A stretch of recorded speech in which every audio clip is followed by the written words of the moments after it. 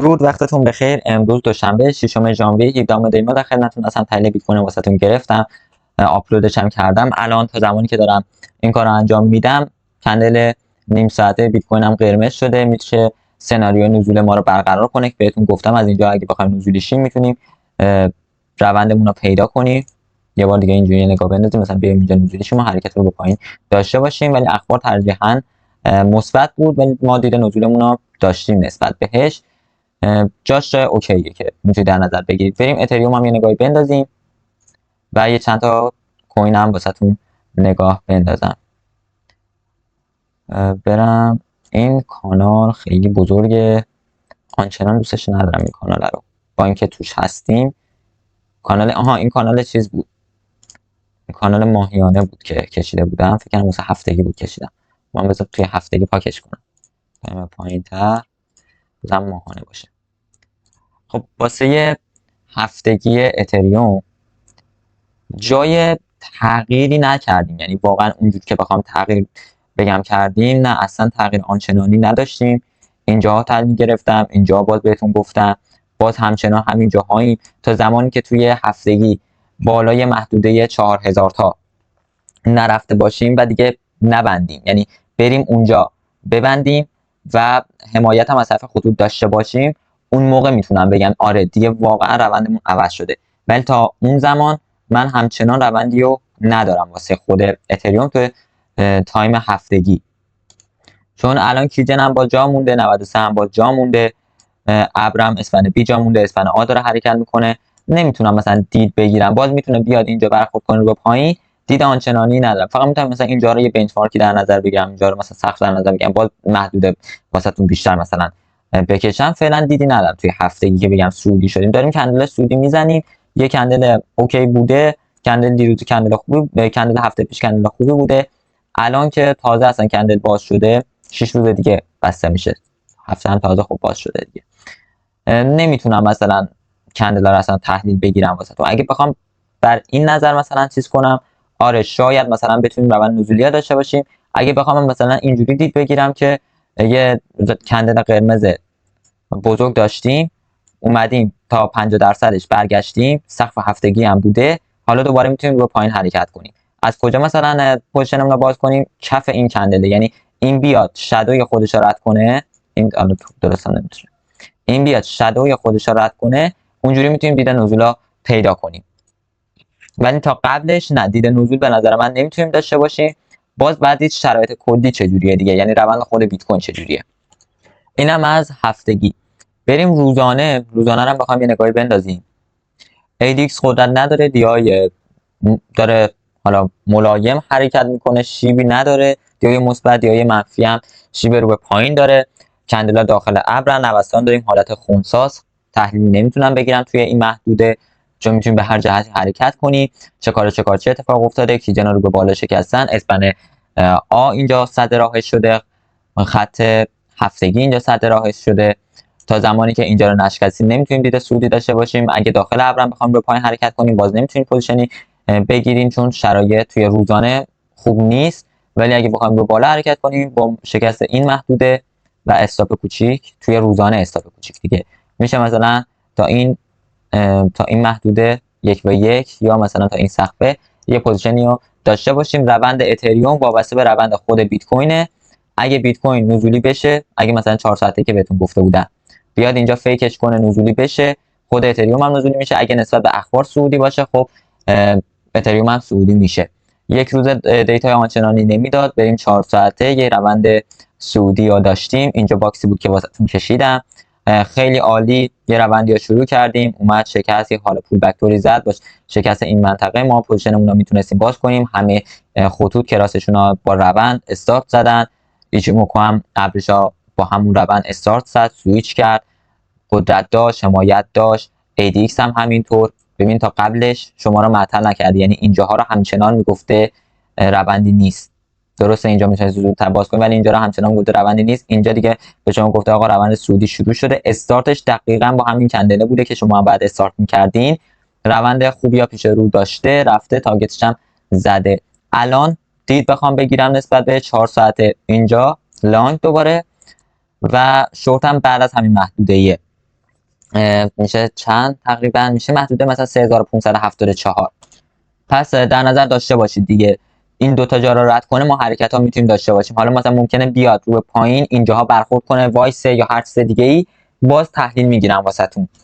چون حمایت و مقاومت بالای سر و زیرش خیلی زیاد داره، میتونیم اینجا دید نزول داشته باشیم ولی نمیتونیم بگیم قطعا نزولی میشیم. از اونجا بیایم پایین تر میتونیم بگیم آقا روند نزولی میتونه شکل بگیره، حالا بیاد سقف و کف بزنه، هر حالت دیگه یا بزنه.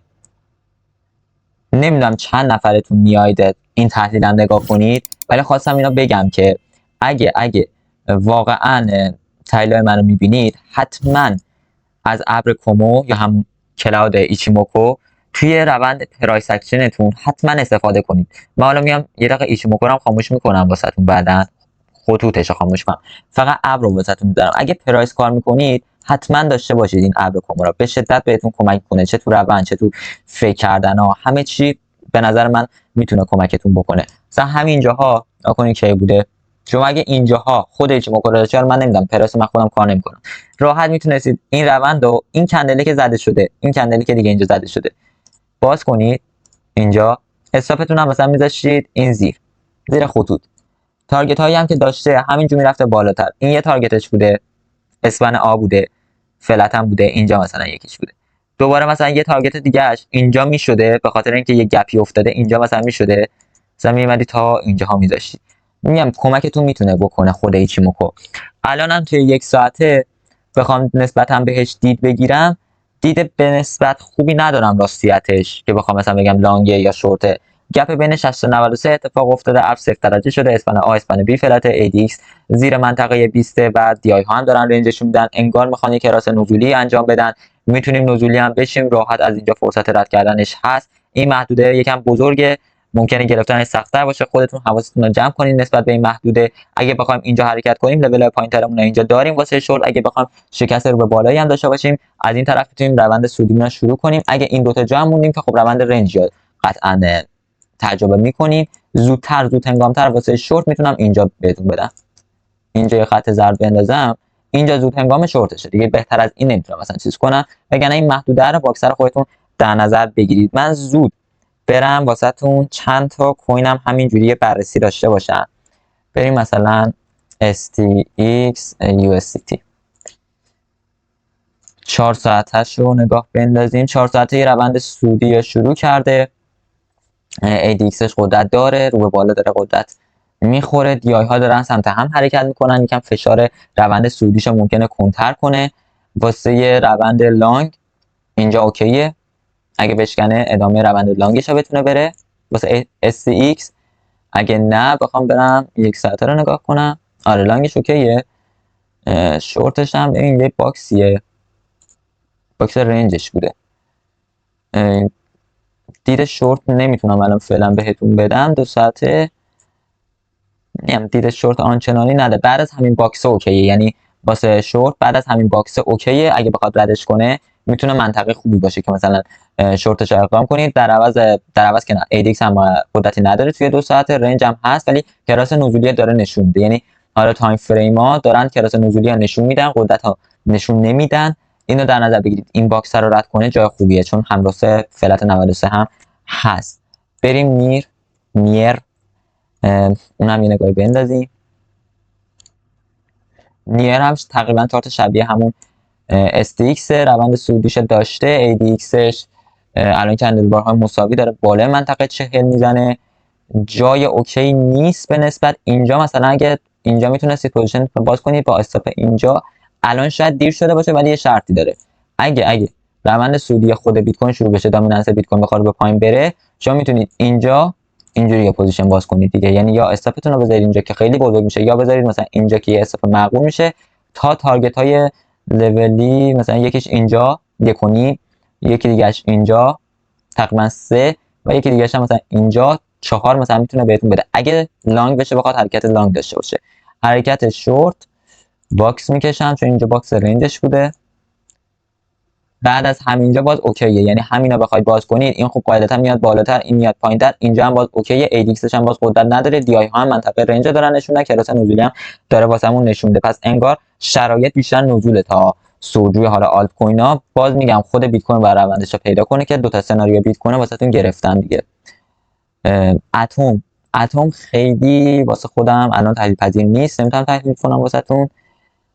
اوکیه، اینجاش اوکیه. اگه اینجا رو رد کنه میتونه لانگ بشه. دوباره یه باکس رنج داریم، این تقریبا 4 تا شبیه همن. دوباره یه باکس رنج اینجا داریم، اینکه اگه اینجا مثلا نزولیشه میتونه لول پایین تر رو ببینه. ADXش هم بالای منطقه 40 هست. DI ها هم دارن رو به هم حرکت میکنن. از اینجا یه ریجکت سنگینی هم شده اتم. بریم آره اینجا هم اتم هم اوکی، یعنی تقریبا همون طورن، هر 4 تا خیلی شبیه همن. یه ING هم نگاه کنیم، ING USDT 4 تا خیلی تقریبا شبیه به همن. ING رفته دیگه، ING روندش رفته. اینجا شما میتونید پوزیشن باز کنید که روند سودش رفته دیگه، واسهتون نمیگیرم. ING LDO رو برام نگاه بندازم. LDO جای اوکیه، بدی نیست جاش. همینجا اگه بخواد لانگ بشه شکست اینجا لانگش میکنه. محدوده باکس رنجی هم نداره، ولی آره اینجا اوکیه دیگه. اینجا هم واسه شورتشه، یعنی باکس رنج نداره، ولی اینجا اگه نزولی بشه میتونیم حرکت خوبی داشته باشیم، به شرط اینکه اینجا صد راهش دیگه 93 نباشه. یعنی اگه 93 بیاد بالاتر کلاس انجام بده، این گپه مثلا پر بشه. اگه نه میتونه منطقه بدی باشه. پس باید این 2 تا دقت داشته باشی. میتونه اوکی باشه ولی تارگت زیادی به نظر من نداره خود LDO. جایی که بخوایم نزولی شیم حمایت‌های زیرش تا مثلا اینجا نهایت هم بخواد باشه، تا اینجا بخوایم یه حرکت داشته باشیم که مثلا بریم 1 ساعت خیلی نیست، ولی 5 دقیقه اوکی. یعنی بخوای اینجا پوزیشنت باز کنی با شکست همینجا یه باکس مثلا در نظر بگیری، این منطقه رو یه باکس در نظر بگیری، اوکیه که مثلا لول پایینتر نداری تا مثلا اینجا یه لولت میشه، 15 دقیقه مثلا اینجا یه لولت میشه، بعد دیگه مثلا لول نداری. این دوتا هم این چند تا چارت هم مثلا گفتم واسهتون بررسی داشته باشم. اگه خودتون کوین هم میخواید بررسی کنم، تون من اصلا واسهتون بررسی نگرفتم، قبلا یه چند بار بررسی کردم ولی جدیدنا اصلا نگاهی ننداختم. اصلا اگه دوست دارید روند خودتون هم واسهتون بگیرم که ببینید اصلا تون چه جهتی داره، اصلا اخبارتون رو بخونید با هم دیگه، ببین مثلا تون چه جوریه، ناتا یه نگاهی بندازیم، داگز یه نگاهی بندازیم، اینم بهم بگید دیگه که من مثلا ویدیو تحلیلشو واسهتون بگیرم داشته باشیم با هم. خود دامیننس نزولی بشه که از اینجاست که میدونیم، لانگش هم همینجاست. دامیننس هم تکون آنچنانی نخورده، پس دید آنچنانی ندارم نسبت به دامیننس بخوام مثلا جهت بگیرم. فقط این خطوط آپدیت کنم که عوض شده جاهاشون. فعلا دامیننس هم همون صورته، نمیتونم مثلا بهتون بگم شرایط چجوریه، ولی انگار روند لانگ داره مثلا پیش رو خودش میبینه. میتونه خب در جهت همون آلت کوینایی هم که نزولی دارن میشن حرکت کنه دیگه، یعنی این دامیننس سودیش آلت کوین نزولیشن خود بیت کوین هم و ببینیم جهتش میتونه چجوری باشه. این آوردن پایین‌تر که راحت‌تر بتونید چیز کنین. اینم میدلاینش بود که میتونید نسبت بهش پوزیشنتون رو باز کنید. امیدوارم تحلیل واسط مفید بوده باشه. اگر از تحلیل خوشتون اومد حتما لایک کنید، نظری انتقادی دارین توی کامنت‌ها بنویسید. اگه کوینی مد نظرتون واسه بررسی توی کامنت ها میتونید واسم بنویسین. با سابسکرایب کردنتون از کانال و من یه حمایت بزرگی میکنید. اگرم کلا از تحلیل خوشتون اومد میتونید دیسلایک کنید. روز خوبی ابشر داشته باشید. موفق و پیروز باشید.